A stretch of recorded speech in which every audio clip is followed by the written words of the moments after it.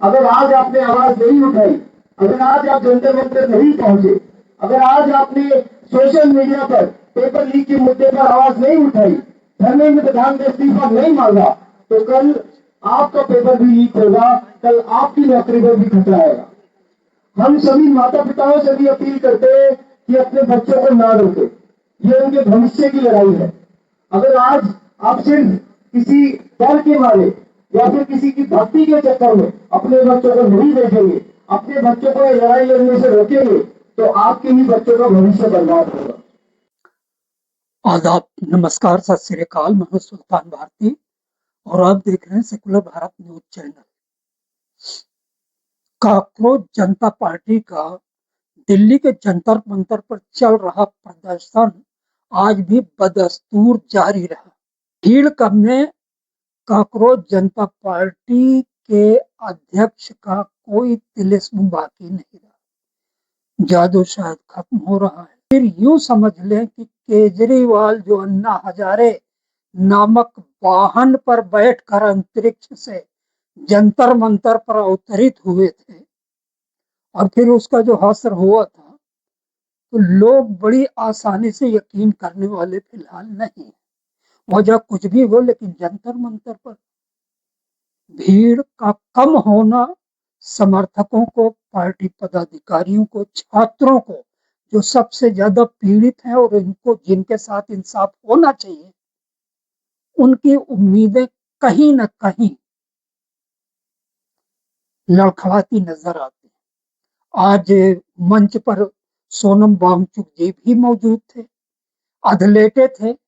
इसकी वजह से कमजोरी इस कदर थी कि अभिजीत दीपके और उनके दूसरे साथी तो प्रेस कॉन्फ्रेंस को मुखातिब करते रहे, लेकिन वो बेचारे बोल नहीं सके। फिलहाल मंच पर उनकी उपस्थिति काफी लोगों को खींच कर लाने के लिए काफी थी।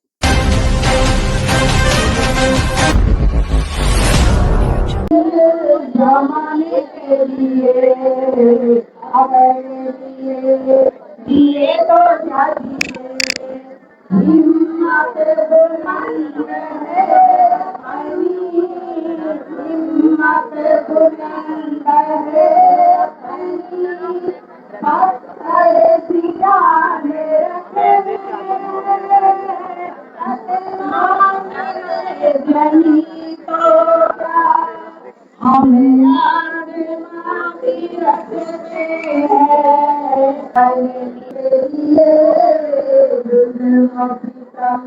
मिटाने के लिए जमाने के लिए अपने लिए हमने सामाजिक तत्वों को आइडेंटिफाई कर दिया है, वो है बीजेपी के। पुलिस ने भी रिपोर्ट कर दिया, पुलिस ने फोटो भी दे दिए, नाम भी दे दिया है, लेकिन मुझे लगता है कि पुलिस वाले एक्शन लेने से डरे क्योंकि ऊपर से हो रहा है। जिम्मेदार तो प्रधान जी के प्रधान है, वो तो भी आएंगे।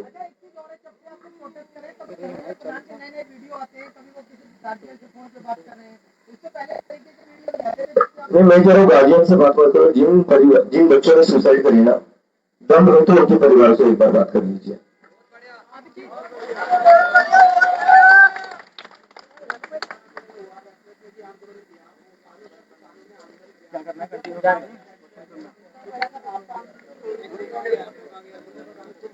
बिल्कुल सस्ता है, वो जिद दी तो हम भी जिद दिए।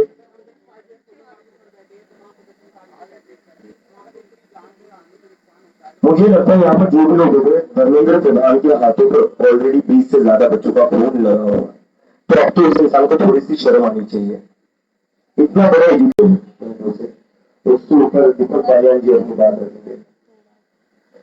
साथियों, पिछले कई दिन पहले जब हमने 28 तारीख का बड़ा कॉल दिया था कि सभी किसान संगठन काम पंचायतें और छात्र संगठन सब यहाँ बड़ी संख्या में आ रहे हैं, तब से हमें लगातार सूचनाएं मिल रही है कि उन किसान नेताओं, छात्र नेताओं, बड़े संगठन जितने भी जो यहाँ आ रहे थे, उनके घरों पर पुलिस भेज के उनको हाउस अरेस्ट किया जा रहा है और कई के तो वीडियो और फोटो भी हमने डाले हैं।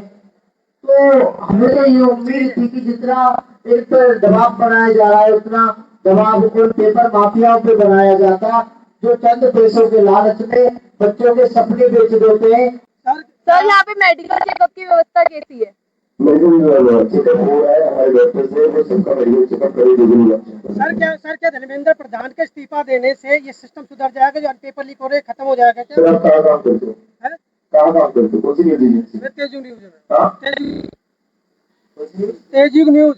ओके सर, आप 2-3 गलत खबरें सुना देंगे, आपके बचेंगे उसके अच्छा रहेगा। हमारी हम पहली बार आए इसलिए हम आपसे सवाल कर रहे मैं भी पूछ रहा हूँ, अगर आप 2-3 खबरें गलत चला दोगे, आपको उसके चैनल में रखेंगे वो? नहीं सर, मैं मेरा खुद का अखबार है, खुद का चैनल है, मैं किसी के चैनल में नहीं हूँ। नहीं ठीक है, तो आपके आप अपने काम करते हो कोई और काम नहीं, करते हम करते हैं केवल मैं उसको रिप्लेस करते हैं जरा। तो सर, अगर कोई प्राइवेट कंपनी में काम करता है, वो एक दो बेटियां करता है, उसको निकाला जाता है, नहीं निकाला जाता है? क्यों निकाला जाता है? अपना काम ठीक से नहीं करता है और उसको निकाला जाता है। तो उसके बाद जो है अपने मन में डर रहता है, बाकी जो लोग वहां रहते हैं उनके मन में डर होता है कि हम ठीक से काम नहीं करेंगे ना तो हमें भी निकाला जाएगा, तो वो सारे लोग अपने अपना नहीं बना जाते।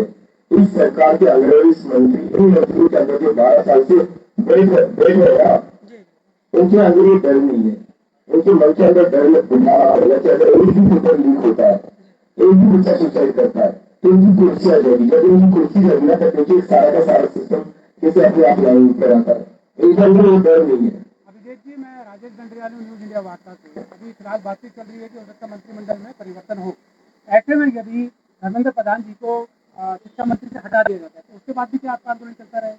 पहले हटा तो है, हम इस सरकार पर भरोसा नहीं करते कि जब तक कोई ऑफिशियल अनाउंसमेंट नहीं होती है हम खुद से कहेंगे पहले ऑफिशियल अनाउंसमेंट हो जाए। ये लगातार जो हटाने की बात हो रही है, एक तरफ आप कह रहे हैं कि आपको 11वां दिन है आज प्रोटेस्ट आप लगातार कर रहे हैं, लेकिन इसी बीच 2 पेपर को आपके लिए एक बड़ी हमने हम असामाजिक तत्वों को आइडेंटिफाई कर दिया है, वो है बीजेपी के। पुलिस को भी रिपेयर कर दिया, पुलिस को फोटो भी दे दिए, नाम भी दे दिया है, लेकिन मुझे लगता है कि पुलिस वाले एक्शन लेने से डरे क्योंकि ऊपर से हो रहा है। जिम्मेदार तो प्रधान जी के प्रधान है, वो कर भी आएंगे। आपका क्योंकि यहाँ पर दर्जनों छात्र संगठन मौजूद है। एक स्टूडेंट हूँ, मैं आइसा से जुड़ा हुआ हूँ, ऑल इंडिया स्टूडेंट्स एसोसिएशन आइसा। क्या कहना चाहते हैं? भीड़ कम होने की वजह यही है, मौसम या इन्वायरमेंट या कुछ और? देखिए, किसी भी प्रोटेस्ट के अंदर हमेशा एक ऑर्गेनिक रूप होता है कि वो प्रोटेस्ट कैसा प्रोग्रेस करता है। इस प्रोटेस्ट में भी हमने जो तरीका देखा है वो ये देखा है कि अक्सर दिन के वक्त जब धूप ज्यादा होती है तो काफी सारे लोग ऑफिस में भी होते हैं, कभी घरों में होते हैं, कभी कहीं और होते हैं, तो वो पढ़ करके अपना काम करके फिर शाम को आराम से 4 बजे के आसपास यहाँ पे फिर से भरना शुरू करते हैं। संडे के दिन, क्योंकि ये सब मतलब लोगों की छुट्टी होती है ज्यादातर, तो संडे के दिन फर्क नजर आता है। काफी लोग डीयू के भी हैं, काफी लोग अलग अलग यूनिवर्सिटी से आए हुए हैं, अम्बेडकर यूनिवर्सिटी से आए हुए हैं, इलाहाबाद यूनिवर्सिटी तक से आए हुए साथी। ये 6 साथी यहाँ पे भूख हड़ताल पे क्यों बैठे? 45 डिग्री से ज्यादा टेम्परेचर हो रखा है यहाँ पे इतनी ओनर्स है इसकी कोई हद ही नहीं, लेकिन 6 स्टूडेंट यहाँ पर बैठे हुए हैं क्योंकि वो हजारों स्टूडेंट जो अपनी जान गंवा चुके हैं एनटीए की वजह से, जिनका खून धर्मेंद्र प्रधान के हाथ पर है, उन स्टूडेंट्स को जस्टिस दिलाने की जरूरत आज भी मौजूद लगती है। सपोज शिक्षा मंत्री इस्तीफा दे देते हैं, व्हाट आफ्टर दैट? शिक्षा मंत्री का इस्तीफा देना हमने हमेशा से क्लियर रखा है कि कभी भी हमारा एंड नहीं, मैटर ऑफ फैक्ट हम उसको देखते हैं कि वो एक प्रोसेस की शुरुआत है। एजुकेशन सिस्टम को ठीक करने की जो प्रोसेस है उसकी शुरुआत, ये हमारे लिए एक पहला मरहला है जिसको कि क्रॉस करना हमारे लिए बहुत जरूरी है। तो धर्मेंद्र प्रधान का इस्तीफा कभी हमारी आखिरी बात नहीं है। एक इंसान को हटा करके उसकी जगह दूसरे इंसान को बिठा देंगे, लेकिन उसका हटना जरूरी इसलिए है ताकि जो ये अनअकाउंटेबिलिटी है, ये जवाबदेही का पूरा कल्चर खत्म कर दिया गया है, वो कल्चर फिर से वापस एक बार एस्टैब्लिश हो सके कि अगर आपने गलती की तो आपसे सवाल पूछा जाए। तो ये जो चीज है ये हम एस्टैब्लिश फिर से करना चाहते हैं और धर्मेंद्र प्रधान का इस्तीफा उसमें एक पहली कड़ी है। हमारी लड़ाई जो है वो तो तब तक चलेगी जब तक शिक्षा सबके लिए एक्सेसिबल, सबके लिए बेहतर नहीं हो पाती। हम सभी माता पिताओं से भी अपील करते हैं कि अपने बच्चों को ना रोके, ये उनके भविष्य की लड़ाई है। अगर आज आप सिर्फ किसी डर के मारे या फिर किसी की भक्ति के चक्कर में अपने बच्चों को नहीं भेजेंगे, अपने बच्चों को लड़ाई लड़ने से रोकेंगे, तो आपके ही बच्चों का भविष्य बर्बाद होगा।